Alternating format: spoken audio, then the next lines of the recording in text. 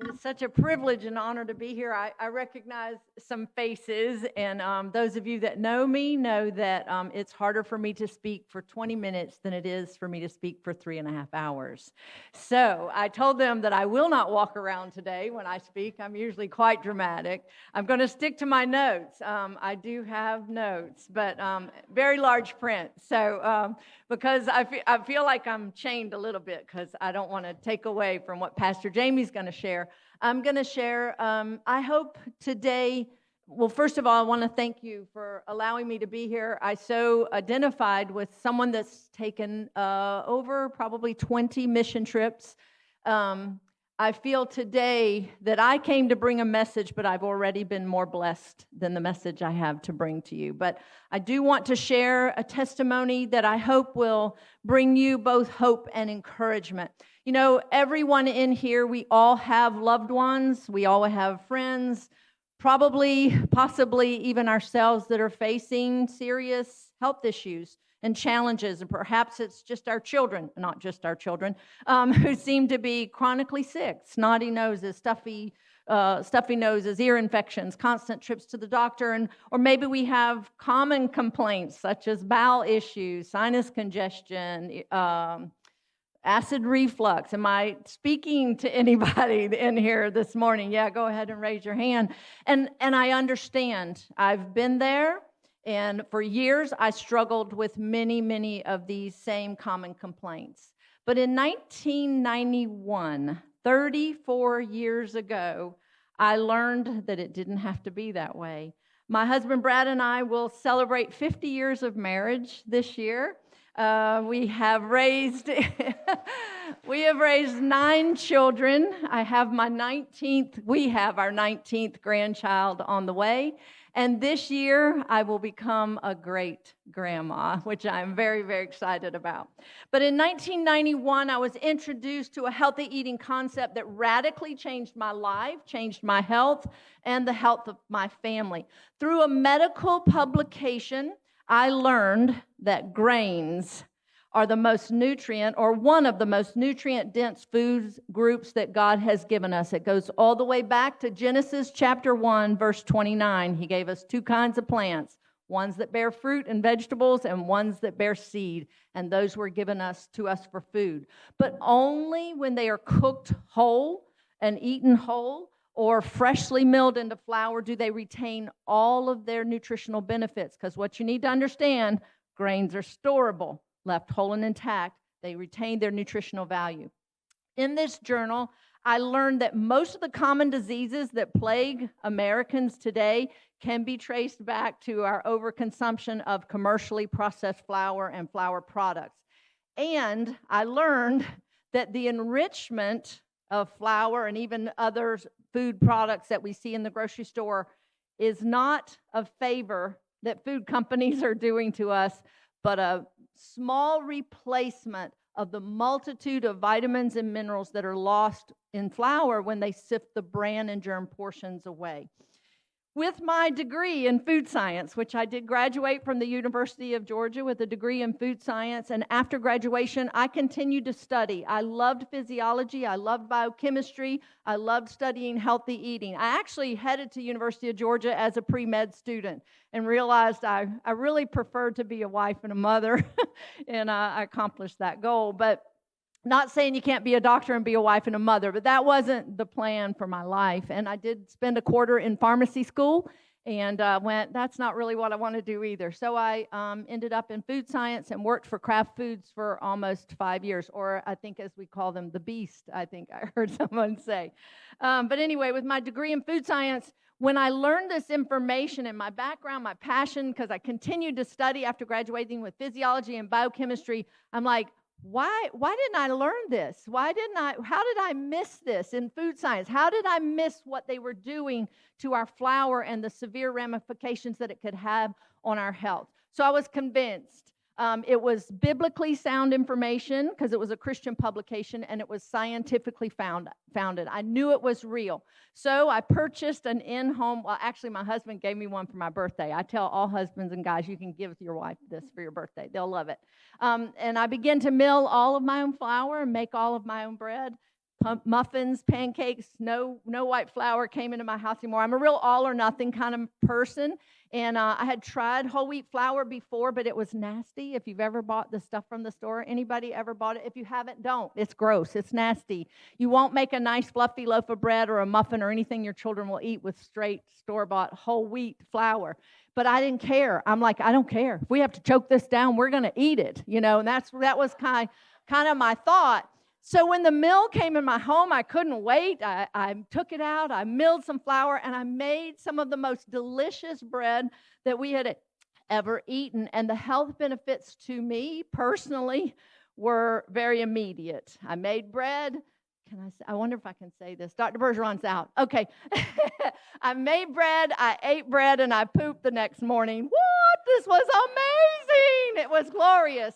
So, and then even in the first day, and y'all are already going, she's crazy, but I noticed, and let me just say this, I already had 5 young children at the time when I started in this journey, and I homeschooled the children, so I was a busy mom, and so adding this in was an undertaking for me, but it was so worth it because, again, like I said, first day constipation done, I began to notice I have more energy, and when you have that many children, you notice whether you have more energy or not. But by the end of the first month, not only did I saw my constipation go and my energy levels, but listen, my sugar cravings disappeared, my constant, frequent, chronic headaches gone, my dependence on antihistamines. I grew up in South Georgia, and I thought postnasal drip was the way God made me, that was just my cross I had to bear. And I'm like, I guess compared to what others are bearing, I'll take this.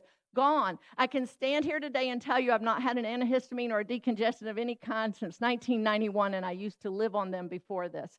So this was amazing to me. I have a wart story. You'll have to go to my podcast to hear those. One of my children's warts went away, and I knew it was the bread because I'd studied it. And then I just began to notice the health of my children. They weren't sickly kids, but we certainly seemed to catch everything that went around. And by the time you go through a family as large as ours, by the time the next bug comes around, we're just finishing the first one. They didn't have ear infections and no more snotty noses. And I can tell every mother in here that your child does not have to be snotty nosed from the ages of 18 months to like 3 years. They just used to, it just doesn't have to be that way. So not to mention, like I said already, the bread was delicious. It still is delicious. This was healthy food my whole family loved and would enjoy. I didn't have to coerce them to eat and drink the things that I would eat and drink. Just eat your bread, And so this was exciting to me. I became very excited, and I began to share my bread with everyone I saw and make bread for other people, every church event. And the next thing I know, I see bread makers in here. There's a few of you. Raise your hand. As soon as you make bread for somebody, what's the first thing they ask you to do? Will you make bread for me? And you go, yeah, sure, I will, because that's just the way you are. So the next thing I knew, I was making bread for everybody, making bread for my family. And on one day in 1992, after I was weary for making bread from all these people that were coming to my house to buy bread and making it for my family, I'll never forget this day. I met my husband in our driveway as he drove up from work. And I know the Lord spoke these words to me and put them in my heart. And I said to him, I do not think I'm supposed to make bread for the world. I think I'm supposed to teach the world to make bread for themselves with a customer base of 4. That was my world at that time. And so that's what I told my husband, and Bread Becker's was born that day on the driveway in my carport in 1992. And in our little 1,300 square foot house that we still live in today. But it grew from simply the testimonies of other people. And by 1998, we had outgrown our home and what my husband and our then 6 children could do. And so we incorporated with a longtime friend and partner, and we moved and today we occupy about 23,000 square feet in between 2 warehouses in Woodstock, Georgia. So come see us. But we're one of the largest grain packaging facilities in the southeastern United States. Within a week of starting our business, I won't go into this too much, but the Lord gave us a vision of being like Joseph to supply his people with grain when the public needs it. Be very careful believing all of the anti-grain, anti-wheat propaganda that's out there, because grains are storable, and there may come a day when it may be the most reliable, the only reliable food that we have. And that's why God gave us those two types of food. But anyway, we are a full-fledged kitchen store offering kitchen equipment, bulk grains and beans. We have co-ops all over the United States. And we have a studio kitchen where we teach cooking classes in person, or we live stream them. And we have a YouTube channel with all kinds of classes already there. And in 2022, I started my own podcast where I do a lot of in-depth teaching. And we have lots of interviews with what we call It's the Bread stories, because that's what began to happen. People would come to me and share their stories of how the bread had changed their life. And their comments would be, it's the bread. It's got to be the bread. That's all I've changed. And so over the past 33 years, we've seen countless lives changed and health improved. And from this one simple change, we call it real bread, because it's the only thing that is real bread. And as people shared their stories, we call them It's the Bread stories. I would search through my physiology and biochemistry books, trying to figure out and find out what was in this bread that would make someone's cholesterol drop 85 to 100 points in just 1 month. And their words, all I changed was the bread. It's got to be the bread. Or to stabilize someone's blood sugar, it's the bread, they would tell me. Or correct irritable bowel syndrome in 2 to 3 weeks, totally normalized.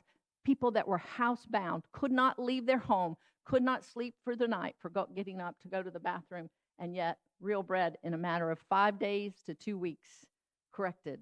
This was amazing. And so as I pulled out my physiology and biochemistry books and studied, now you can see why I can talk like 3.5 hours on bread. People come to my seminars and they're like, my wife drugged me here, and I didn't know how in the world you were going to talk this long. I can do it. Believe me, I can do it. I encourage you, if you want to hear more, go to our YouTube channel. There's a video there called Real Bread, the Staff of Life. Jesus compared himself to bread for a reason. But I learned it's all there. It's all in grains, the perfect food that God has given us. And I just encourage you to look into it a little bit more. But here's what I want to share with you mostly today. As I begin to travel and speak, I begin to meet more and more chronically ill people. Some very serious and some just constipated, just mean and grumpy. But anyway, but also I begin to meet more and more people. It is an investment. You buy a grain mill and a mixer or something and grain, but it's food. But I began to meet more and more people who were chronically ill, but who literally, realistically, could not afford the financial investment. A lot of us say we can't. Most of us can. But there were some who couldn't, or I met people who physically, they were unable to physically make the bread. And so my heart was broken as I began to see these people, because I wanted to say, just buy a grain mill and make your bread, And so I started a ministry called Real Bread Outreach in 2007. And this was to come alongside families, to educate them, and to help meet the personal needs, if it was a machine or bread. And we joined church food banks. We had a bakery at one time. We don't anymore. So that enabled us to help food banks by providing this. And so our outreach really continued locally until 2016. In 2016, in January of 2016, in my daily Bible reading, I came across the scripture, Ecclesiastes 11, verse 1. And it said, cast your bread on many waters, and after many days, it will come back to you. Now, somebody in here already said, I didn't need something else to do. I was quite busy. I now had 7 children, and I think we had even adopted 2 at that point. Anyway, but my youngest 3 children they had completed high school. My youngest daughter was about to be married, so I was, fixing to not be a full-time mom anymore, or you're always a mom, but not have those full-time demands on my life. And but now Brad Becker's was keeping me busy. Like I said, I didn't really need anything to do, or more to do. But the Lord just put those words in my heart, and I remember writing in my prayer journal that day, what waters? And I circled them. Be careful what you ask. 10 days later, I get an email from a customer saying there are 3 Haitian pastors that want to speak to you about bringing bread to Haiti. They all had ministries in Haiti. They had orphanages, and they had schools, all of them. Many, many, many of the children coming to school starving. You can't learn if you're starving. They did not have the funds to prepare them full meals. One of them had heard me speak on grains being the most nutrient-dense food God has given us, and they thought maybe we could at least make this bread. And so I made my first trip. Pastor Jamie, this is his heart of a pastor. I called him. I said, I need to ask you a favor. And he goes, yes. And I'm like, I haven't asked you yet. And he goes, whatever it is, yes. And we'd only been going to the church a couple of years. And I said, well, someone wants me to come to Haiti. He goes, okay, we'll go. So several weeks later, him and my husband and his son and I went to Haiti and made my first trip. I made 15 trips in the matter of 3 years to train 3 teams of bread makers and to mill their own grain and make their own bread. And they supplied this bread for the kids that live in the orphanage and then the school children. For many of these children, this was all they were getting in a day. Some of them would wrap it up in a napkin and put it in their pocket to save it for later so that their stomach wouldn't be hungry and gnawing for them to go to bed. In 2019, we were able to build a bakery in Gonaïves, Haiti, that is still thriving today and feeding the community and is much needed source of food and a little income in the troubled times of Haiti. We continue to ship wheat and supplies to 2 locations in Haiti that are together feeding over 1,000 school children and orphans every day. Real Bread Outreach, we've helped train bakers in Uganda, Israel, Tanzania. We've supplied equipment for missionaries and ministries in Japan, Kenya, Israel, the U.S., and just recently, the Philippines. But in 2021, I made my first trip to Tanzania, Africa, to help establish a bakery there. We worked with Christ Laborers Church and Pastor Vincent Komba in Visiga, Tanzania. Pastor Vincent founded a discipleship school called the Potter Center. He had a heart to raise up disciples and pastors and evangelists through an intensive study program to go into some of the most remote villages and darkest places of Tanzania, places that most missionary trips aren't going to reach. And so this was an exciting thing for us to be able to help. The bakery today is a vital part of Christ Laborers Church and the Potter Center to feed the students and the community and those in need. Many of these students have found Jesus Christ from witchcraft and just dark places, have never heard of Jesus or the Bible, and so they get trained so that they can go out and speak to and evangelize. But we learned just last year in the fall, we learned that some of these pastors were going out. These are very remote villages, very dark places, very poor places. There's no job there. Many of them sleeping on the ground with their families, many of them not having food to eat. In fact, Pastor Jamie came home one time and said one of them had come back and said, I hadn't eaten in 7 days. Real Bread Outreach, we said, this cannot happen. So we started a feeding program last year. The feeding program, we supply them with corn, wheat, rice, beans, some sugar, and oil every month. For $25 a month, we can supply each person with that much food. And today we're feeding about 100 people a month. There's 25 pastors and their families.